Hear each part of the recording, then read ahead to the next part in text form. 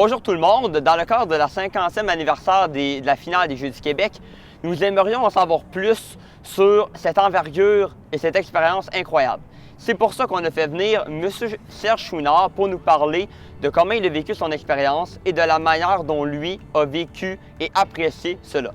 Bonjour M. Chouinard. Bonjour. J'imagine que vous aviez hâte à cette expérience. Oui, il fallait traverser des épreuves pour se rendre aux Jeux du Québec. Mais j'avais beaucoup de disciplines. Je participais dans le lancer du javelot, du disque, du poids, puis du triple saut. Mais par contre, je me suis classé juste au saut en longueur.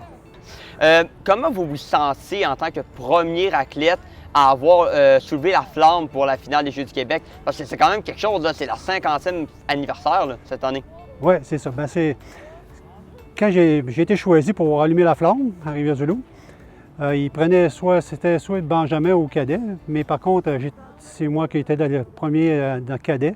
Fait qu'ils m'ont choisi pour allumer la flamme. Fait que c'était un petit stress là, parce que c'est pas tout, dans ces moments-là, en 1970, c'est pas comme aujourd'hui, là, que on voit les jeunes, ils ont tous des tablettes, ils savent toutes les régions, etc.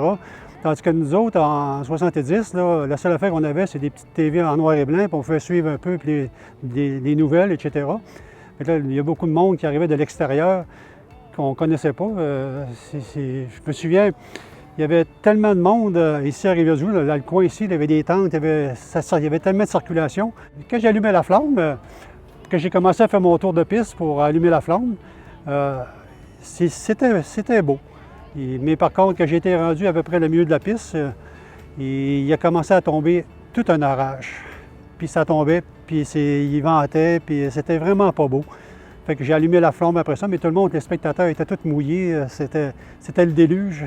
J'avais mon instructeur, c'était M. Noël Nadeau, qui est décédé là, il y a quelques années. Puis avec Noël, on s'entraînait, il nous expliquait ce qu'il fallait faire, les mouvements, etc. La seule effet de désolation que j'ai eu au jeu, c'est que M. Nadeau n'a pas pu venir avec moi pour participer, pour me voir sauter.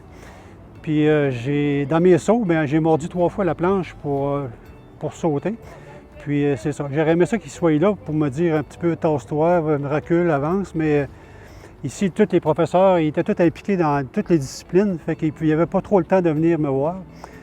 Puis c'est peut-être ça qui était désolant pour moi, parce que j'avais fait des bons sauts. Peut-être que j'aurais eu une médaille, mais à ce moment-là, j'ai pas eu de médaille parce que quand tu mords 3 fois la planche, tu es éliminé. La chose qui m'a impressionné le plus dans les Jeux du Québec, c'était le matin. On venait ici le matin, puis il y avait M. Richard Garneau, c'est lui qui commentait les Jeux olympiques. Puis il courait autour de la piste ici. Il faisait ses petits tours de piste.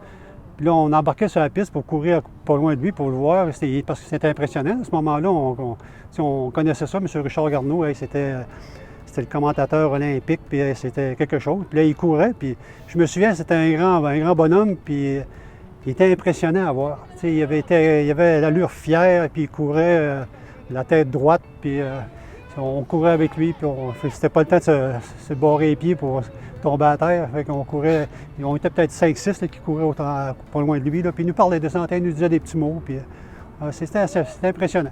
Si vous aviez un conseil à donner à un jeune qui s'apprêterait à participer à la finale des Jeux du Québec, quel serait-il? La confiance, d'être confiant en soi, parce que je crois que c'est peut-être ça qui me manquait un petit peu pour mon saut. Peut-être avoir une confiance, puis d'avoir quelqu'un pour te guider. Surtout s'il y a quelqu'un pour te guider, moi je te vois, ça te prend quelqu'un pour courir qui te guide. Tandis que là-bas aussi, peut-être avoir quelqu'un pour mes sauts, pour me guider, pour me placer. J'aurais peut-être aimé ça. Puis j'espère qu'à toutes les fois qu'il y a quelqu'un qui participe à des jeux, qu'il y ait quelqu'un pour, même si c'est un ami, de dire essaye donc de quelque chose, essaye de faire ci, de changer des places. Là, puis, je trouve que c'est important d'avoir quelqu'un qui te guide. Oui, c'est super important. Vraiment, merci M. Chouinard pour ces quelques minutes. Très apprécié. Merci.